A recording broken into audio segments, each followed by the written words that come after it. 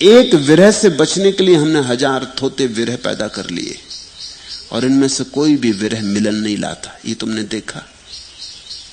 धन का विरह होता है तो आदमी पीड़ित होता है, और धन जब मिल जाता है तो कोई तृप्ति नहीं आती। ये विरह नपुंसक हैं, क्योंकि इनके बाद मिलन नहीं आता। पद न हो तो पीड़ा होती, ये सच है, लेकिन पद के मिलने से तुमने कब किसको सुखी देखा? कोई पद के मिलने से सुख नहीं आता।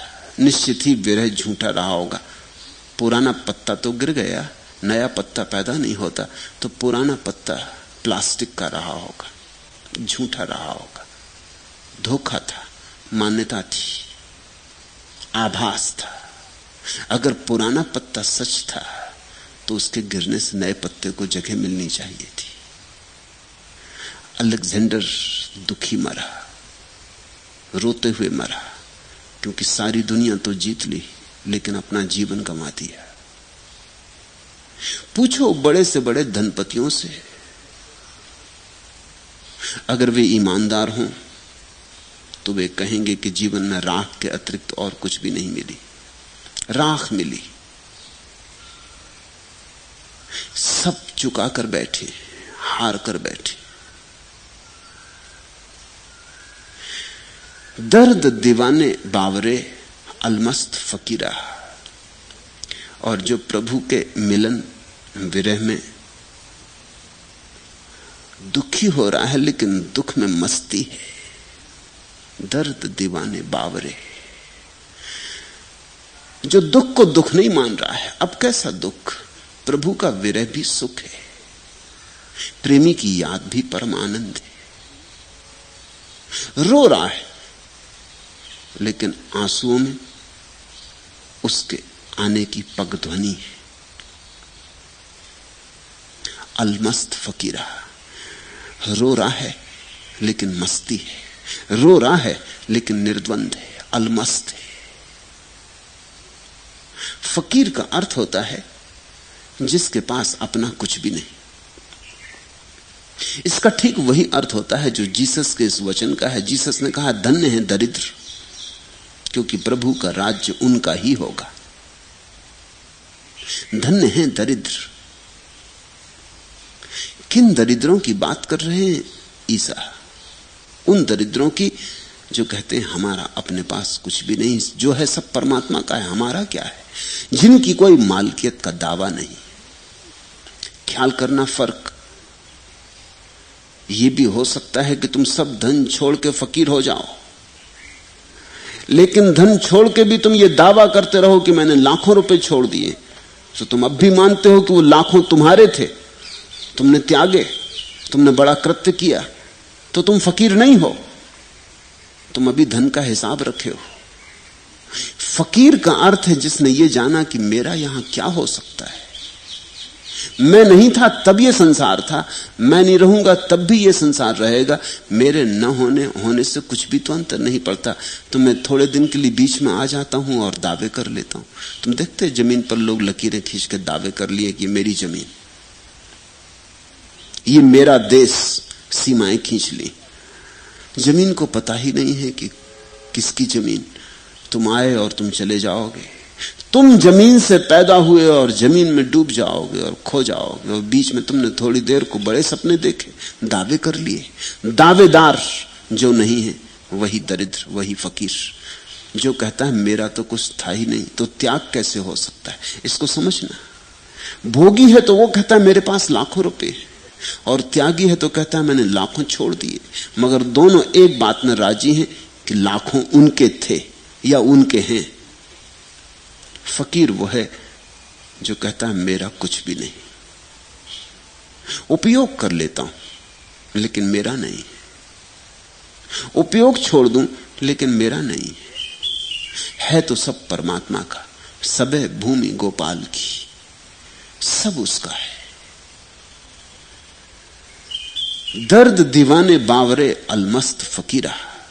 जिसने कह दिया सब उसका है, मेरा कुछ भी नहीं, उसका अहंकार अपने आप विसर्जित हो जाएगा। क्योंकि अहंकार के लिए सहारे चाहिए। मेरा मकान, मेरा धन, मेरा पद, मेरी प्रतिष्ठा, मैं के लिए मेरे का सहारा चाहिए। अगर मेरे की बैसाखियां अलग कर लो तो मैं तत्क्षण गिर जाता। मैं बिल्कुल लंगड़ा है। तुम में से बहुत लोग सोचते हैं अहंकार कैसे छूटे। अहंकार न छूटेगा जब तक मेरा न छूटे, तब तक मैं न छूटेगा। मेरा जाए तो फिर तुम मैं को बचाना भी चाहो तो ना बचा सकोगे। मेरा मेरा मेरा इसका जो जोड़ है वही मैं। इसलिए जितना तुम्हारे पास मेरा कहने को होगा उतना बड़ा मैं होगा। तुम देखते हो एक आदमी पद पर पहुंच गया तो उसका मैं खूब फूल जाता है। फिर यही आदमी पद पर ना रहा, तब तुम उसे देखने जाओ, उसका मैं बिल्कुल सिकुड़ जाता है। जैसे गुब्बारे में से हवा निकल गई हो, वो सारा फैलाव गया, वो सिकुड़ गया। तुम्हारे पास धन है, तुम एक तरह से चलते हो। तुम्हारे पास धन नहीं, तुम्हारी चाल में से प्राण निकल जाते। मैंने सुना है दो फकीर एक नदी पार कर रहे थे, छोटा सा नाला था। एक फकीर तो छलांग लगा गया और निकल गया उस पार। दूसरा फकीर बड़ा चकित हुआ, क्योंकि नाला यद्यपि छोटा था फिर भी काफी बड़ा था, और छलांग उसने कभी सोची भी ना थी कि कोई आदमी लगा सकेगा इतनी बड़ी छलांग। उसने भी लगाने की कोशिश की, लेकिन बीच में ही गिर गया। वो बड़ा हैरान हुआ, पानी से कपड़े तरबतर हो गए, बाहर निकला किसी तरह। उसने अपने मित्र से पूछा कि भाई तुमने ये छलांग लगानी कहां सीखी? इतने दिन साथ रहे हो गए, मुझे बताया भी नहीं तुमने कभी। इतनी लंबी छलांग, तुम तो अगर ओलंपिक प्रतियोगिता में जाओ तो विश्व रिकॉर्ड तोड़ दो। मगर सीखी कहां? उसने कहा इसका सीखने इत्यादि से कोई संबंध नहीं, पर तुम छलांग इतनी लगाए कैसे? मैं भी लगाया, बीच में गिर गया। उस फकीर ने कहा इसका राज है, मेरे जेब में रुपए। जब जेब में रुपए होते हैं तो आदमी में गर्मी होती है। उसने कहा तुम्हारे जेब में क्या है? खाली जेब छलांग लगाओगे कैसे?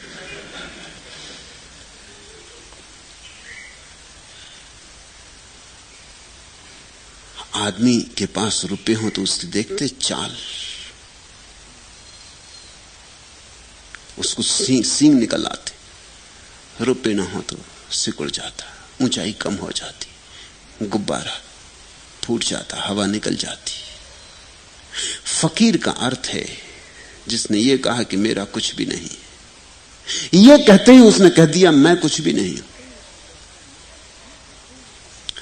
तो फकीर का पहला परिधिगत अर्थ तो होता है मेरा कुछ नहीं, और गहरा केंद्रगत अर्थ होता है कि मैं कुछ नहीं। जिसके पास कुछ भी नहीं है, स्वा भी नहीं, वही फकीर। फिर स्वभावतः मस्ती का क्या कहना। जितना तुम्हारे पास है उतनी चिंता है, उतना द्वंद्व है, उतनी फिक्र है, उतना सुरक्षा करना, व्यवस्था करना। जब तुम्हारा कुछ भी नहीं, फिर कैसी चिंता, फिर कैसा द्वंद्व, फिर कैसी सुरक्षा। फिर तुम सो सकते हो पैर पसार कर।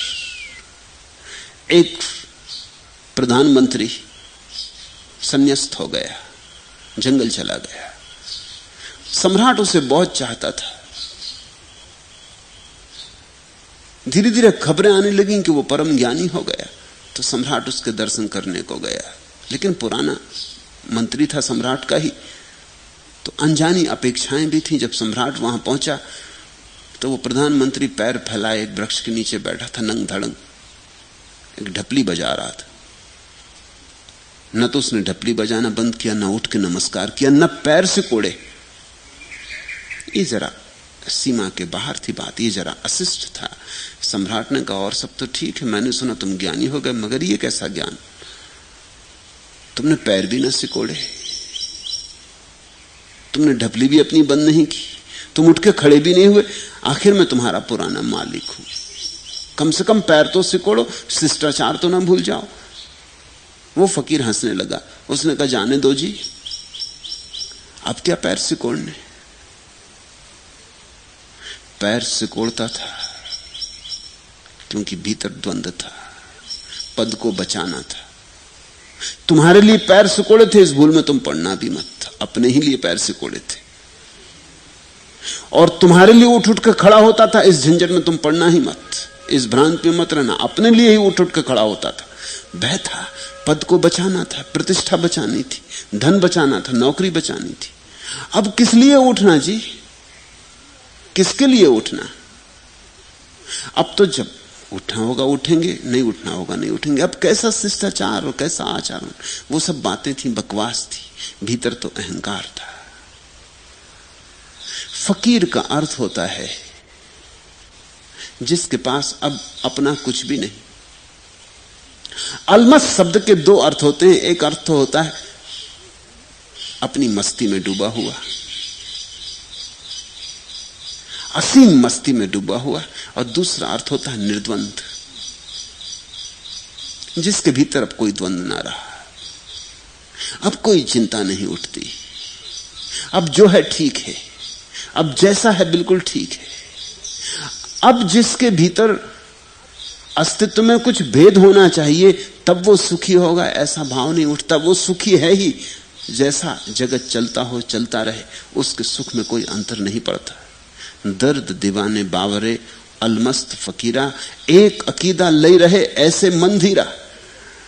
और सन्यासी का अर्थ है जिसने एक पर आस्था ले आई, एक अकीदा लई रहे, जिसने एक पर आस्था जमा ली और एकजुट आस्था जमा ली, जिसने उस एक पर अपना सब समर्पित कर दिया, जिसने इस एक पर सब निछावर कर दिया, सब भेंट कर दिया। एक अकीदा लई रहे ऐसे मंधीरा।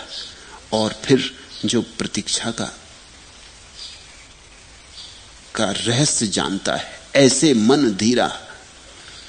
उस एक पर जिसने सब छोड़ दिया और जो प्रतीक्षा करने को अनंत रूप में तैयार है, क्योंकि तुम्हारे छोड़ते ही सब नहीं मिल जाता। छोड़ते छोड़ते छोड़ते छोड़ते छूटता है। तुम जब कहते हो मैंने सब छोड़ दिया, तब भी सब नहीं छूटता, कुछ ना कुछ बचा रह जाता। परत परत बचाओ, बड़ी गहराई तक तुम्हारा अहंकार छाया हुआ है। जितना तुम जानते हो उतना तुम्हारा अहंकार नहीं, उससे बहुत ज्यादा है।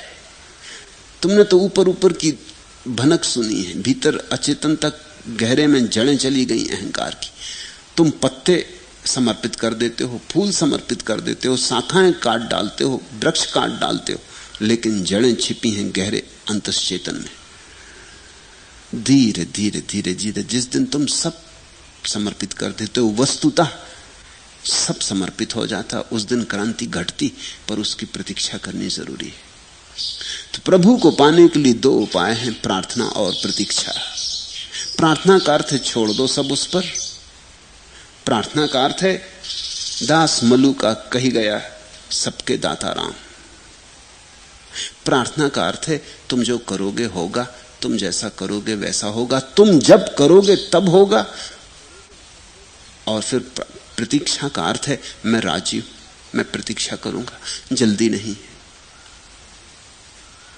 तुम अगर अनंत तक भी प्रतीक्षा कराओगे तो मैं प्रतीक्षा करूंगा। जल्दबाजी किसको हो? जल्दबाजी भी अहंकार की है। जल्दबाजी भी अहंकार का हिस्सा है। अधैर्य अहंकार की छाया है। अहंकारी जल्दी चाहता है अभी हो जाए। उसका कारण भी समझने जैसा। अहंकारी इतनी जल्दी क्यों चाहता है? क्योंकि उसे पता है मौत आ रही। मौत के आने के कारण जल्दबाजी, समय जा रहा।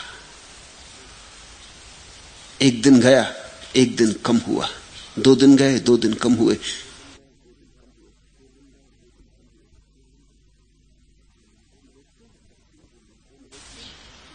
तुम देखते हो पश्चिम के मुल्कों में ज्यादा जल्दबाजी है बजाय पूरब के मुल्कों के। कारण है ईसाईयत की धारणा कि एक ही जीवन है। जब एक ही जीवन है तो घबराहट ज्यादा है। मौत आ रही है और एक ही जीवन है, अभी भोग भी नहीं पाए, कुछ कर भी नहीं पाए, ये मौत की पगध्वनि सुनाई पड़ने लगी, ये ब्लड प्रेशर बढ़ा, ये हार्ट अटैक होने लगा, ये मौत के तो कदम पास पड़ने लगे, ये द्वार पे दस्तक साफ होने लगी, ये मौत की छायाएं दिखाई पड़ने लगी, और अभी तो कुछ कर भी नहीं पाए, अभी कुछ हो भी नहीं पाए, और एक ही जीवन है। तो घबराहट, बेचैनी। पूरब के मुल्कों में इतनी बेचैनी नहीं है, अनंत जीवन है। ये जीवन गया, कुछ गया नहीं, और जीवन आएगा।